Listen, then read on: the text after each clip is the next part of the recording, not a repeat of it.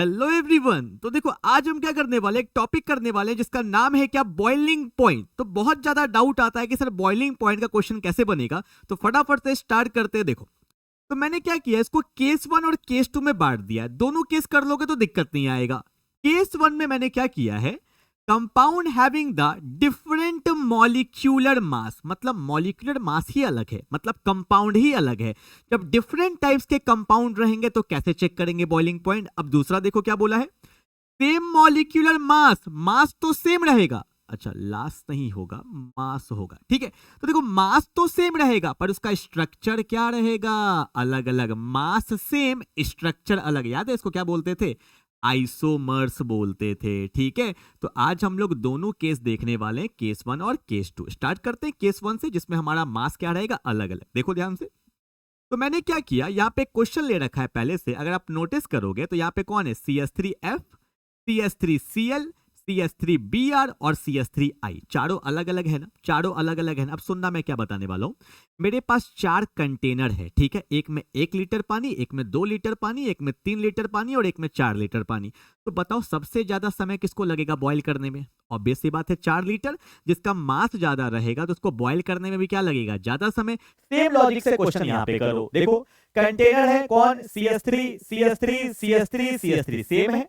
अब इसमें कौन है, फ्लोरीन। फ्लोरीन से बड़ा साइज किसका होता है, क्लोरीन। क्लोरीन से बड़ा साइज ब्रोमीन। ब्रोमीन से बड़ा साइज आयोडीन। और जिसका साइज बड़ा होगा तो ऑब्वियस सी बात है उसका मास क्या होगा, ज्यादा।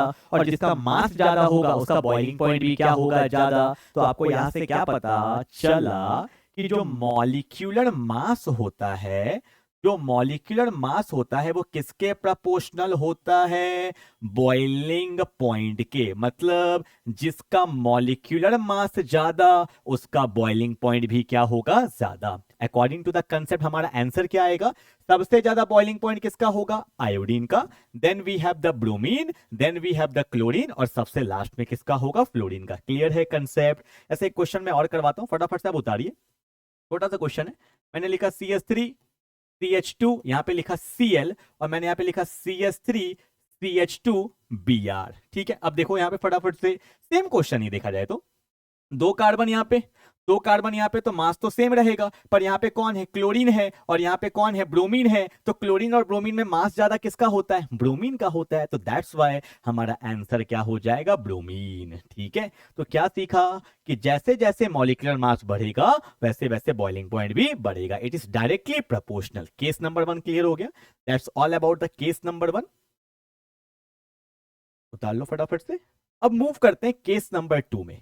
केस नंबर 2 में मैंने क्या लिया है, फॉर्मूला तो सेम है, मास तो सेम है, पर उसका स्ट्रक्चर क्या है, अलग अलग। देखो ध्यान से देखना, इसमें कितने कार्बन है, how many carbon we have. Colour को थोड़ा सा चेंज कर लेते हैं। How many carbon we have, 1 2 3 4, 4 carbon है।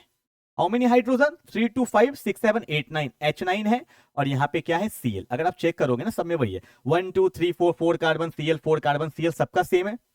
फॉर्मूला सेम तो मास भी क्या होगा, सेम। अब ध्यान से देखेंगे इसका सरफेस एरिया। देखो सरफेस एरिया अगर मैं बात करता हूं, अगर आप देखोगे इसका सरफेस एरिया, कितना सरफेस एरिया, इसका सरफेस एरिया इतना बड़ा है। कितना बड़ा, 1 2 3 4 5। अगर मैं देखा जाओ तो सरफेस एरिया कितना का है, 5 का।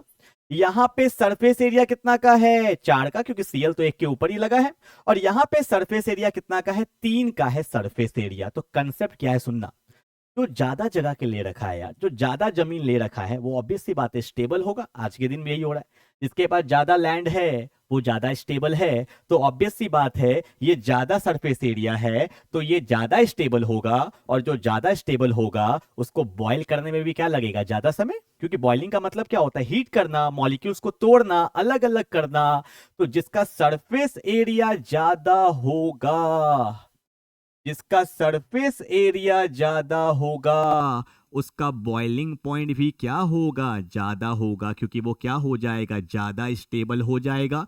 मतलब मैं ऐसा बोल सकता हूं, surface area is directly proportional to boiling point. तो ये 5 का सरफेस एरिया, ये 4 का और ये 3 का, अगर मैं इसको A मान लेता हूं, इसको B मान लेता हूं, इसको C मान लेता हूं, तो सबसे ज्यादा बॉइलिंग पॉइंट किसका होगा, ऑब्वियस सी बात है A का। उसके बाद किसका, B का। और उसके बाद किसका होगा, C का। तो ये कंसेप्ट है, ज्यादा सरफेस एरिया ज्यादा बॉइलिंग पॉइंट। केस नंबर 1, ज्यादा मॉलिक्यूलर मास ज्यादा बॉइलिंग पॉइंट। ठीक है।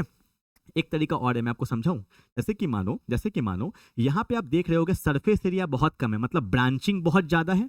बहुत ज्यादा ब्रांचिंग होने से क्या हो जाता है, रिपल्शन होने लगता है। जैसे कि एग्जांपल लेते हैं, ये क्लास है, ठीक है क्या। अब इस क्लास में बहुत सारे स्टूडेंट 1 2 3 4 5 6 7 8 9 10 11 12 बहुत सारे स्टूडेंट बैठे हैं। तो हल्का सा गर्मी का मौसम आता है ना, गर्मी का मौसम, तो लोग कैसे दूर दूर भागते हैं कि दूर दूर हटो।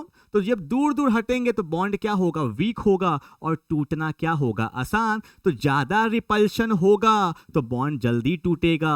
पर अगर मान लो इस क्लास में एक ही लोग है, सरफेस एरिया एंजॉय, तो कितना भी गर्मी दे दो उसको कोई फर्क ही नहीं पड़ना, यहाँ चल जाएगा, यहाँ चल जाएगा, यहाँ चल जाएगा, कहीं भी चल जाएगा। तो यहां से क्या सीखने को मिला, ब्रांचिंग ज्यादा होगा तो बॉइलिंग पॉइंट क्या हो जाएगा, कम। आप ऐसे भी समझ सकते हो या ऐसे समझो, जिसका सरफेस एरिया ज्यादा होगा उसका बॉइलिंग पॉइंट क्या होगा, ज्यादा।